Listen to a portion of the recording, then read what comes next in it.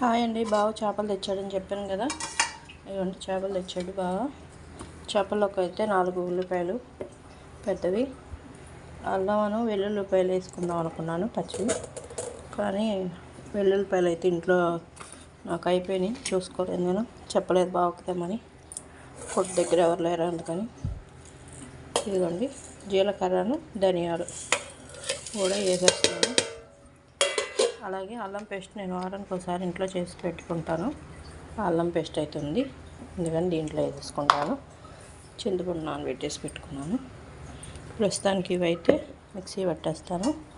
దీంట్లో ఒక 2 రెబ్బలు కరివేపాకు కూడా వేద్దాం, స్మెల్ బాగుంటుంది.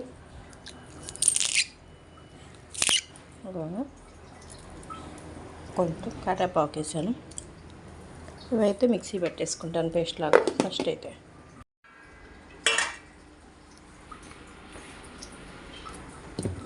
ఉల్లిపాయ, జీలకర్ర, ధనియాలు వేసిన పేస్ట్ అయితే రెడీ అయిపోయిందండి. దీంట్లో వేసి కలిపేసుకున్నాం చేపలు డైరెక్ట్గా పచ్చివి. అలాగే ఉప్పు ఇది కలుపు వేస్తున్నాను, చూసేసుకోవచ్చు.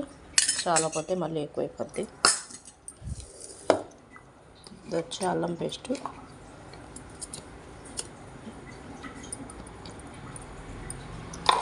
అల్లం పేస్ట్ కూడా వేసేసాను. కారం, కారం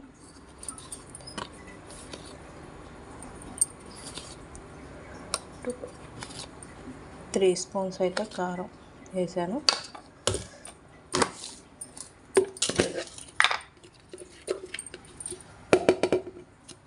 పసుపు, కొంచెం పసుపు వేసాను. ఒకసారి కలిపేసుకుందాం అన్నిటికి పట్టేటట్టు.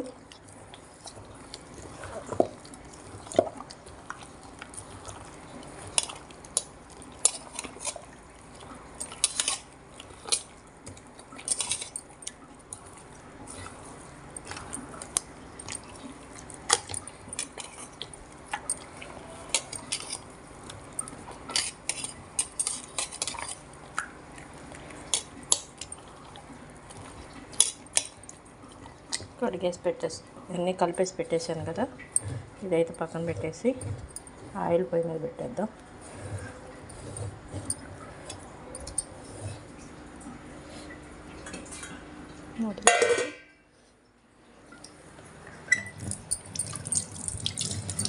వాష్ చేసుకున్నాను.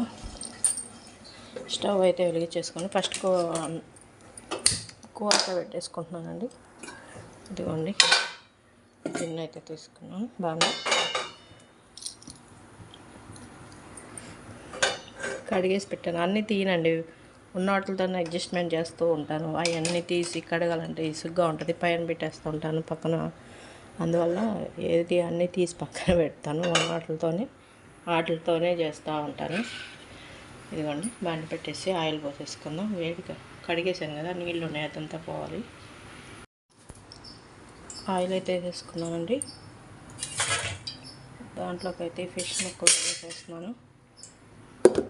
ఆయిల్ కూడా ఫ్రై అయిపోయింది.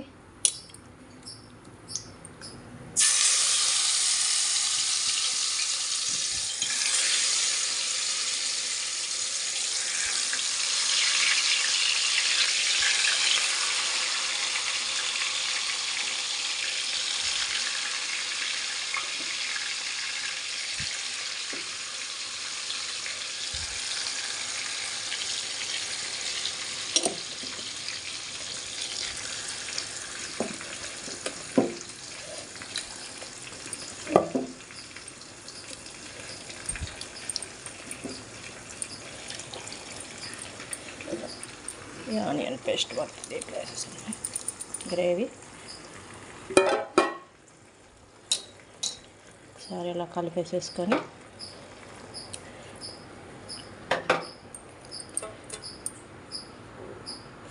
ఇదంతా పచ్చివాసన పోయే వరకు మగ్గిచ్చేద్దామండి. తర్వాత చింతపండు పులుసు వేస్తాను. చేపల పులుసు దగ్గర వరకు వచ్చేసిందండి. నేను ఇందాక చింతపండు పులుసు వేసేటప్పుడు మీకు చూపించడం మర్చిపోయాను, వీడియో పెట్టాను అనుకున్నాను. అదైతే అవ్వలేదు లోడు. ఇదిగోండి పచ్చిమిర్చి చీలికలు అయితే వేసేసుకుంటున్నాను. ఒకసారి గంటి పెట్టి కలుపుకుండా గిన్నెని ఇలా కుదుపుదాము. ఇలా కలిపేసేసి పెట్టేసుకున్నాను. ఇవ్వండి మూత పెట్టేస్తున్నాను. ఇంకా కొంచెం ఉడకాలి. ఆయిల్ పైకి తేలుతుంది, ఇంకా ఉడకాలి. దగ్గర పడిందా కొంచెం.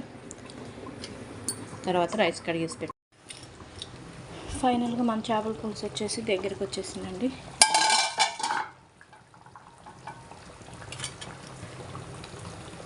తిక్కుగానే ఉంది గ్రేవీ కూడా.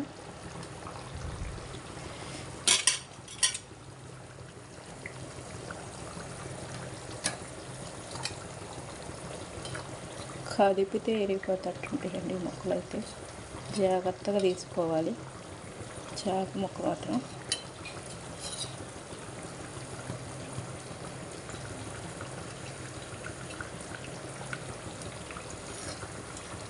చేప ముక్క అయితే రెడీ. ఫుల్గా ఉడికిపోయింది.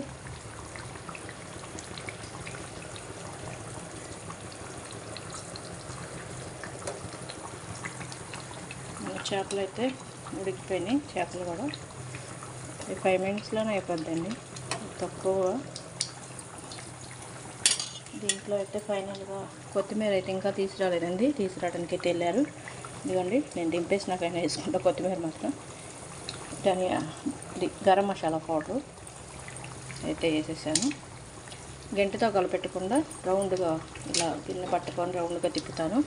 తిప్పేసి అయితే పెట్టేసుకున్నానండి. గంటి పెట్టకూడదు, గంటి పెడితే గంటి పెట్టి తిప్పేస్తే ముక్కలన్నీ రెడీ అని తిప్పేసి పెట్టుకున్నాం. ఇంకో 5 మినిట్స్ అయితే మూత పెట్టేసుకొని ఉడికిచ్చేసుకొని స్టవ్ బంద్ చేసుకొని కొత్తిమీర అయితే చల్లేసుకుంటే మన చేపల పులుసు రెడీ. మీరే ఇవాళ సండే కదండి, మీ ఇంట్లో స్పెషల్ అంటే చెప్పండి. మా ఇంట్లో అయితే చేపల పులుసు. ఓకేనా ఫ్రెండ్స్, బాయ్. ఇంకా రైస్ అయితే కడిగి పెట్టేసుకుంటాను. పని అయితే అక్కడ